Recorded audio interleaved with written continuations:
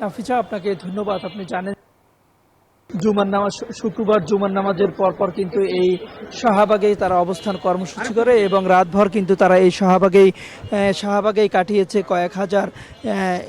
কয়েক হাজার মানুষ ইনকিলাব মঞ্চের কে সমর্থন করে হাদি হত্যার বিচারের দাবিতে। কিন্তু এখন তারা ঠিক শাহবাগে অবস্থান করছেন না, তারা শাহবাগ থেকে সরে শাহবাগ থেকে যে সায়েন্স ল্যাবের দিকে যে সড়কটি গেছে এই সড়কের বাংলাদেশ মেডিকেল বিশ্ববিদ্যালয়ের সামনে অবস্থান করছেন। এর কারণ হচ্ছে আপনি জানেন যে কিছু সময় পরে বিএনপির ভারপ্রাপ্ত চেয়ারম্যান তারেক রহমান শহীদ ওসমান হাদির কবর জিয়ারত করবেন। সেই সময় তিনি শাহবাগ থেকে, যেহেতু সেই মুভমেন্ট তাকে সহযোগিতা করার জন্য তারা ইনকিলাব মঞ্চ শাহবাগ থেকে সরে বাংলাদেশ মেডিকেল বিশ্ববিদ্যালয়ের সামনে তারা অবস্থান করেছেন।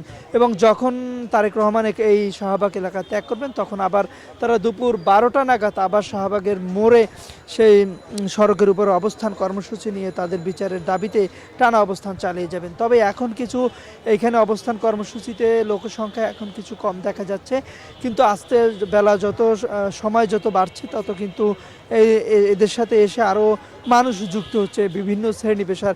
এখানে যেমন আমরা নারী দেখতেছি, শিশু আছে, তেমনি কিন্তু মুরব্বী আছে, একদম সকল বয়সী সকল শ্রেণী পেশার মানুষ আছে। ইনকিলাব মঞ্চ নেতাকর্মীরা আছে। তারা বলছে ওসমান হাদির গুলি হত্যার ঘটনায় যে হয়েছে সেই কয়েকজন হচ্ছে তার গুলি যে করছে প্রধান, তার স্ত্রী, তার প্রেমিকা বা তার আত্মীয় স্বজন, বাবা মা সহ, কিন্তু তাকে কিন্তু এখনো গ্রেপ্তার করা যায়নি।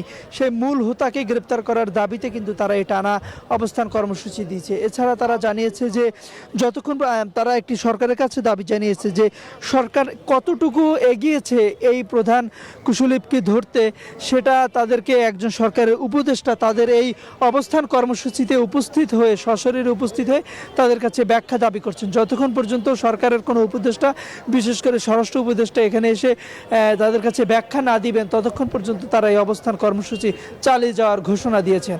তো এই ছিল আমার কাছে সর্বশেষ তথ্য। নাফিজা। তাওহিদ, ধন্যবাদ আপনাকে।